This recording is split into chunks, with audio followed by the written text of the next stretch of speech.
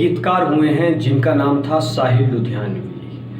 कभी कभी मेरे दिल में ख्याल आता है और कल चमन था आज एक सहरा हुआ, यूं ही तुम अगर साथ देने का वादा करो, चलो एक बार फिर से अजनबी बन जाएं हम दोनों। ये गीत साहिल लुधियानवी ने लिखे हैं। एक नज़म और है जो ताजमहल पर उन्होंने लिखी, उस दौरान उसकी काफ़ी आलोचना हुई थी। उन्होंने लिखा था कि एक शहंशाह ने अपनी दौलत का सहारा लेकर हम गरीबों की मोहब्बत का उड़ाया है मजाक।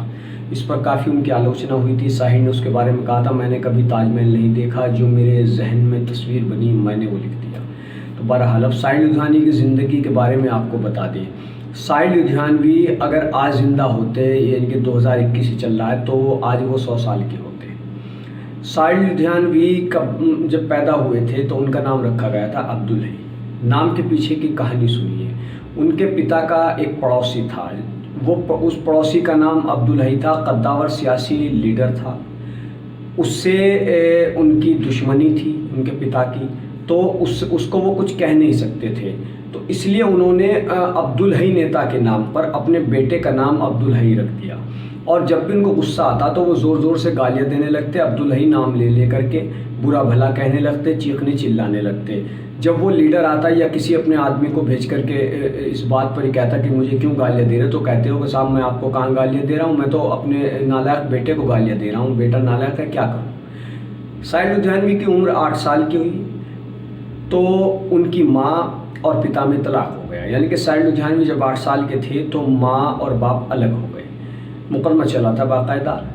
साहिल लुधियानवी के पिता को ये उम्मीद थी कि इस दौरान उनका बेटा उनके साथ जाएगा, लेकिन 8 साल के अब्दुल हई यानी साहिल लुधियानवी अपनी माँ के साथ चले गए।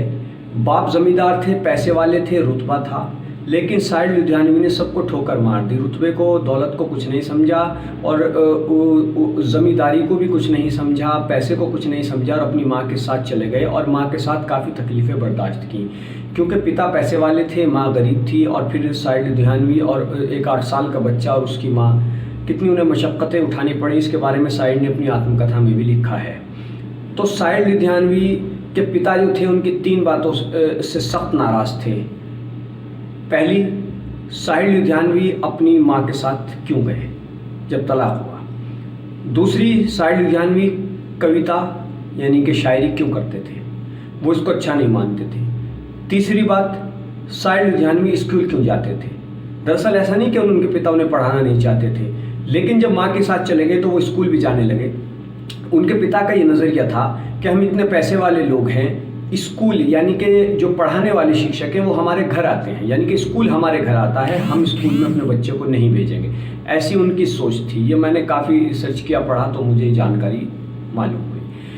तो साहिल लुधियानवी की ज़िंदगी तलखियों में गुजरी और कभी लता मंगेशकर से उनका विवाद हुआ, कभी उन्होंने रॉयल्टी के लिए सड़क पर वो उतर गए और ताज़िंदगी वो कुंवारे रहे, कभी शादी नहीं की। 2 बार मोहब्बत हुई, दोनों बार नाकामयाब रहे, शादी करने की हिम्मत नहीं। कहते हैं कि साहिल लुधियानवी जितने बड़े तल्खियों के शायर थे, यानी कि उनका जो लहजा था, जो अंदाज़ था, वो तल्ख था और हकीकत में वो उतने ही डरपोक किस्म के इंसान थे। हालातों से घबरा जाते थे और उनका जो नज़रिया रहा वो हमेशा तल्ख रहा, क्योंकि बचपन में काफ़ी परेशानियाँ झेली, मुसीबतें उठाईं।